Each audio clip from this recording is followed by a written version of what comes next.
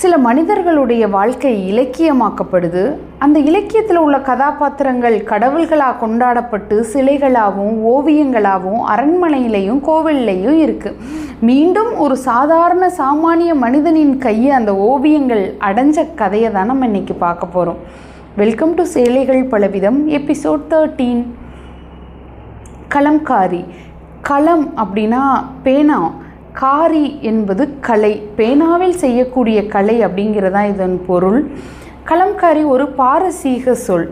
3000 ஆண்டுகளுக்கு முன்னால் சித்திரக்காட்டிகள் அப்படின்னு சொல்லக்கூடிய தெருக்கூத்து கலைஞர்கள் ஒரு நீளமான துணியில் பண்டைய புராண கதைகள், ராமாயணம், மகாபாரதம் போன்ற கதைகளை ஓவியங்களாக வரைஞ்சு ஊர் ஊராக அதை எடுத்துகிட்டு போய் கதை சொல்கிறாங்க. நீளமான துணி தான் பின்னாடி சேலையாக மாறுது. கலம்கரி சேலைகள் உருவாக்குவதற்கு கிட்டத்தட்ட ஒரு 23 படிநிலைகள் இருக்குது. ஒரு பியோர் காட்டன் ஒரு துணியை எடுத்துட்டு அதில் பசும்பாலும் கடுக்காய் பசையும் சேர்த்து அதை ஊற வச்சு ஃபஸ்ட்டு ஒரு கேன்வாஸை நம்ம டிராயிங் பண்ண ரெடி பண்ணுற மாதிரி இந்த சேலையை ஃபஸ்ட்டு பிளெயினாக ரெடி பண்ணுறாங்க.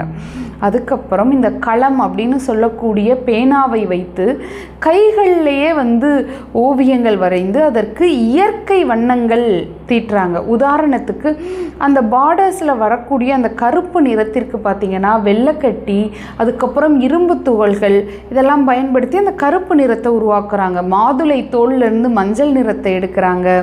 மஞ்சள் சட்டி அப்படிங்கிற வேர்லேருந்து சிவப்பு நிற சாயம் எடுக்கிறாங்க. இந்த மாதிரி முழுவதும் இயற்கை சாயம் கொண்டே கைகளால் ஓவியங்கள் வரையப்பட்டு தான் இந்த கலம்கரி சேலைகள் உருவாகுது. முகலாயர்கள் காலத்தில் தான் கலம்காரி அப்படின்னு இந்த கலைக்கு பெயர் சூட்டப்படுது. இந்த கலம்கரி சேலைகள் 2 வகையில் கிடைக்குது. ஒன்று ஸ்ரீ காளஹஸ்தி கலம்காரி, மசிலிப்பட்டின கலம்காரி.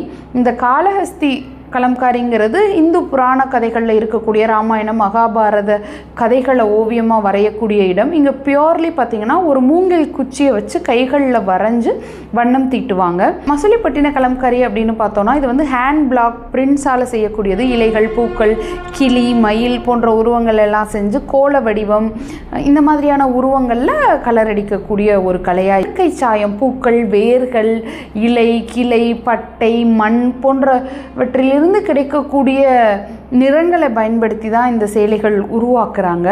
முழுவதும் ஒரு எக்கோ ஃப்ரெண்ட்லியான சேலையாக இருக்கனால உலகளவில் பிரசித்தி பெற்ற இந்த சேலைகள் விளங்குது.